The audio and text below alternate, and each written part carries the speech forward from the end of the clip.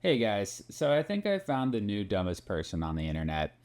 There's this guy named Eleazar Perez, who has arisen recently in the conservative YouTube space, primarily because he was featured on Jubilee, both with Sam Cedar and Mike the Doctor.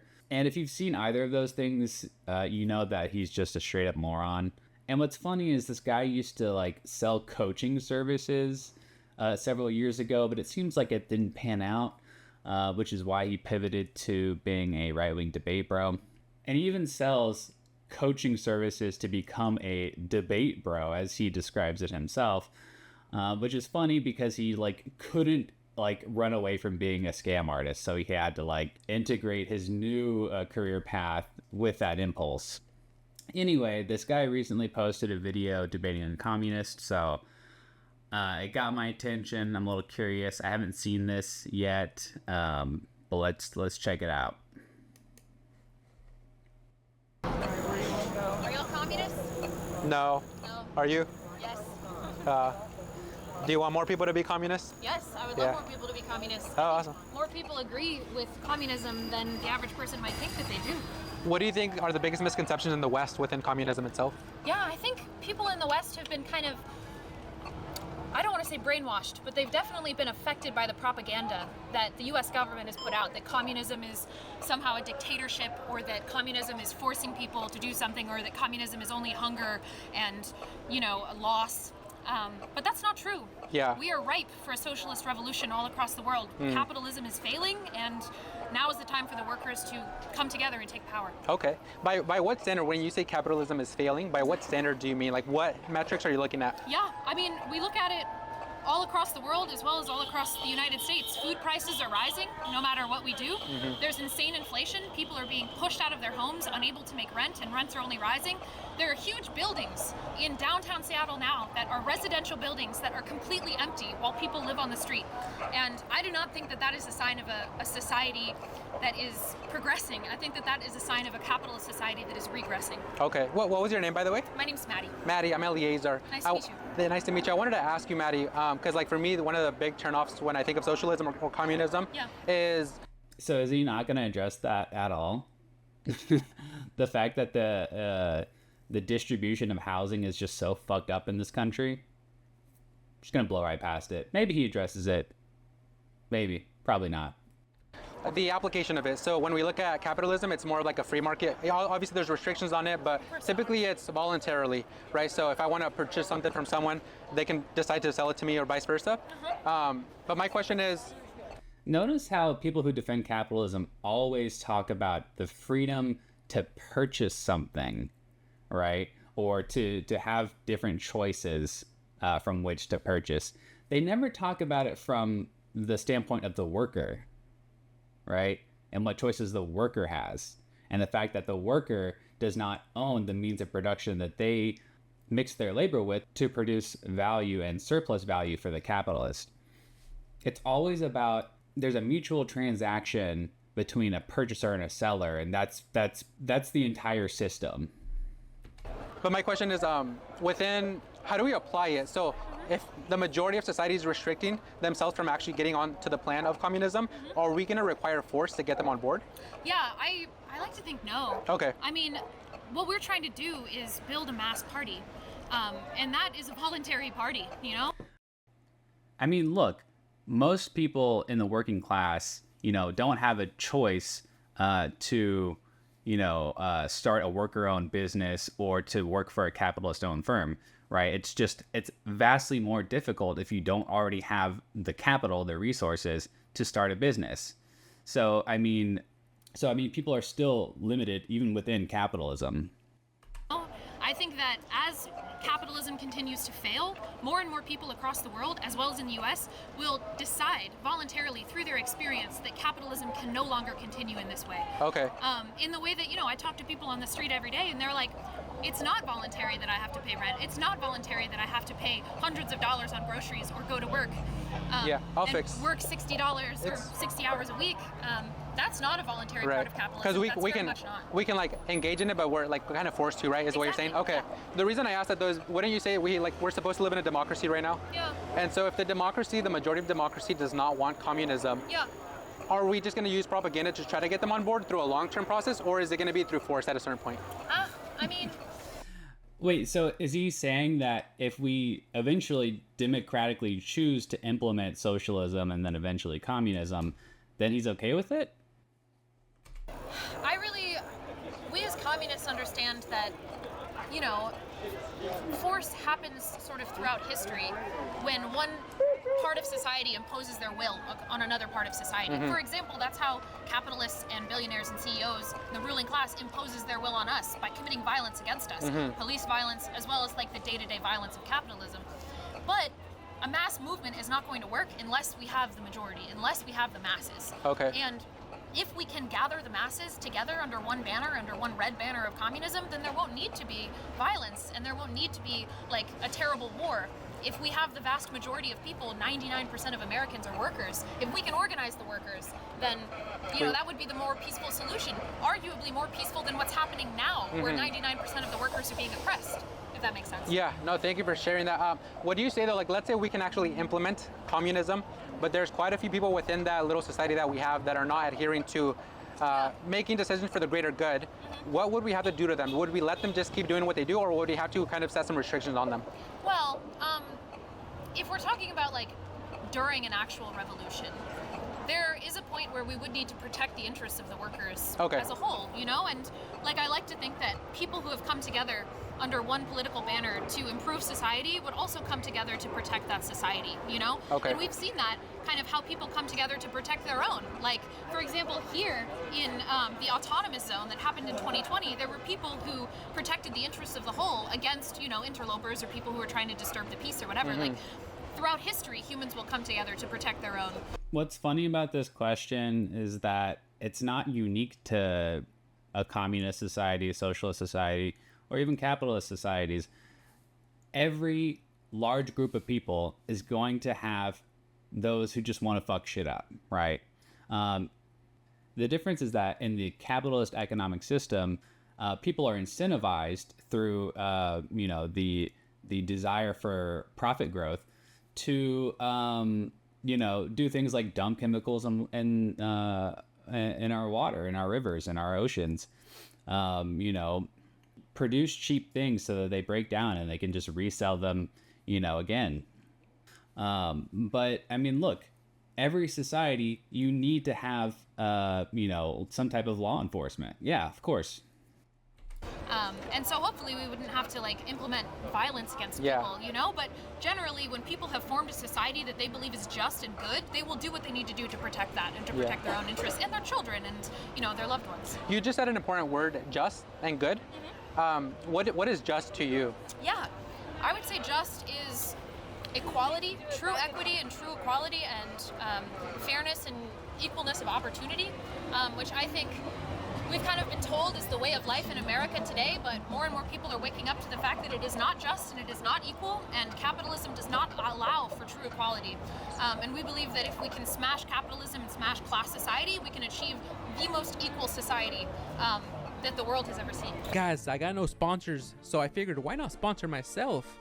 And I need you all to help a brother out, guys. Send me some money in my life. As you dangerous guys, you will love the content, but customers' money That people have bodily. in my hands. Can you also agree with me that something that would be just is people agreeing that people have bodily autonomy and human rights? Yes. And we should not infringe upon those, otherwise they are no longer rights? Yeah, Okay. I agree. So you said like equity, we have to reach equity. Wouldn't you say that we have to reach equity through a means of force? Well, I think that Because, for example, if Yeah. I'm a billionaire and you Of want to take course. my money, and I say, no, I'm not going to give you my money, what's going to be the step to actually get me to give you my money? yeah, I think that Wait, what?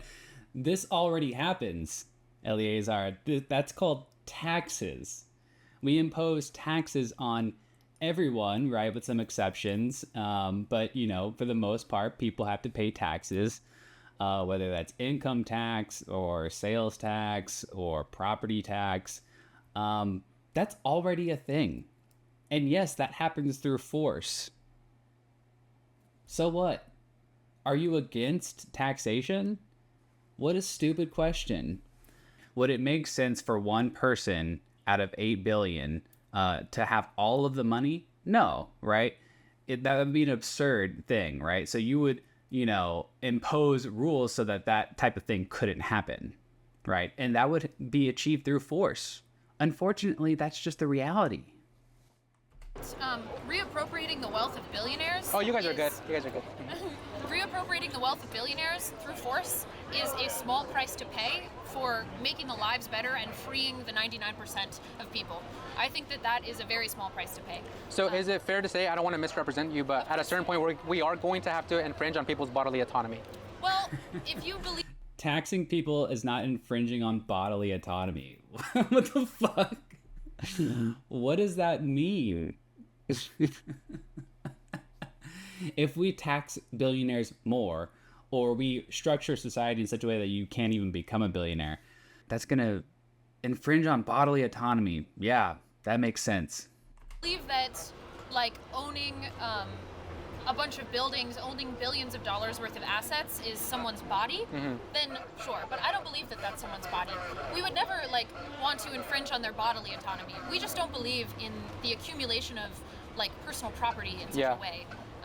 Or at least at that point it's past personal property. At that point it's huge amounts of capital that should not belong to a single person. Okay, because from a philosophical level, the way I would see it is that rights are only as real as your ability to defend them. Yeah. And the ability to defend them would be predicated on your force. Can you agree?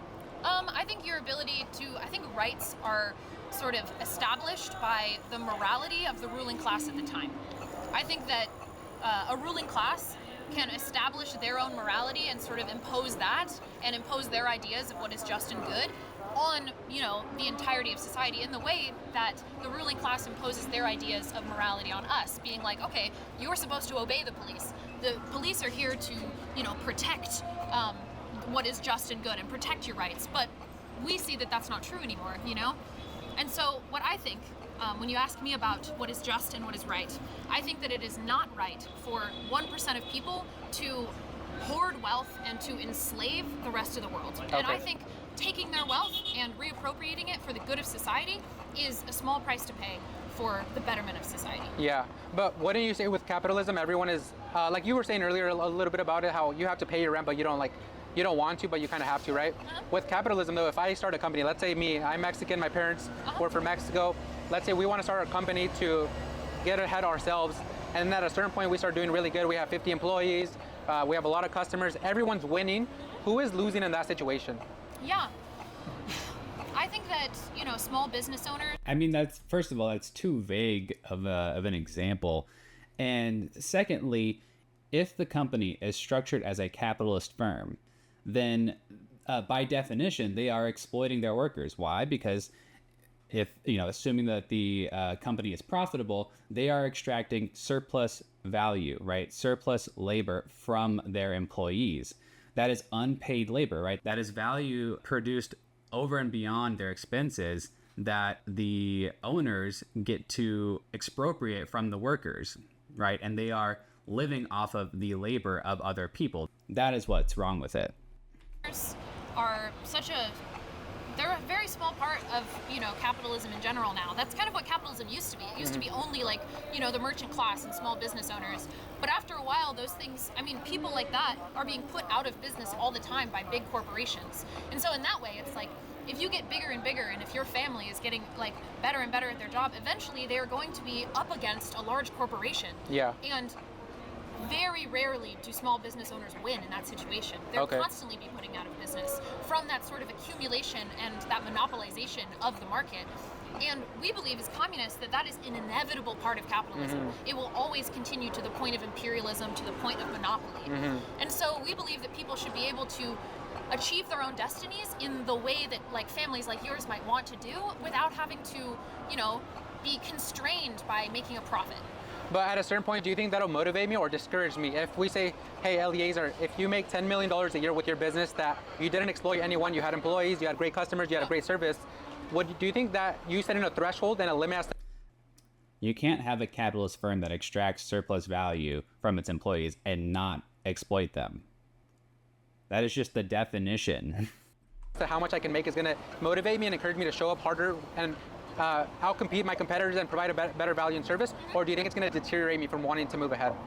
I think what motivates people is being able to provide for their loved ones. I think that's what motivates people. But And loved ones like family members? family, community, they want to make their community proud. They want to feed their children. They want to, help their friends. They want to, do something good for the people that they love. And I think that if someone was to be told or presented with the opportunity, you can do whatever you want. You are not able to make 10 million, but everyone that you know, everyone that you love, they will have housing for life. They will have free education. They will have free health care. They won't ever have to worry about buying food or paying rent. I think that that would open up so much more creativity than just saying you have the opportunity to maybe make $10 million someday in your life. But it's a low opportunity at this point if we look at it realistically. But I think meeting basic requirements across the board will be a lot better for the creativity and the motivation of the average person. Wouldn't you say communism values, not worships, but really values the material though? Because right now, let's say I have a big house and my neighbor has, they live in a little box. I would say that's sufficient, like a little shed. Okay. Like, what are we talking about? Like, how much do they actually need? Like food, water, a little box? How much more do they actually need? Is it like a big house, a mansion, 3 bedrooms? He's saying that communists are more materialistic than capitalists when he just listed off things that, capitalists have, right? Mansions and yachts and whatever, right? Like, no communist that I know of anyway is advocating for mansions for everyone. Of course, that's just unrealistic also. But no, look, if we could provide like a vastly higher standard of living for everyone in this country easily, we have the productive capacity to do so, right? We just choose to, operate in a system that, benefits a very small minority of those who own the means of production, and they get to reap all the rewards of the work done by labor. Well, I mean, we definitely think that each person should have enough room for themselves and for their family. I think that, each single person having a 1-bedroom apartment is a basic requirement. I think that that's something that is not only fair to ask for, but it's also reasonable given the amount of housing in the United States at this moment, and especially the amount of empty housing. That we think that every family should be able to have enough room so that they have privacy, so that they... Yeah, the fact that there are like these massive, high rises that are, partially or mostly or completely empty is so fucking stupid when you think about the fact that we could fill those with people to live in, right? So we have the resources, we have the, productive capacity to build, affordable housing, right? Government housing that would decrease the burden put on the working class to pay, insane amounts of rent.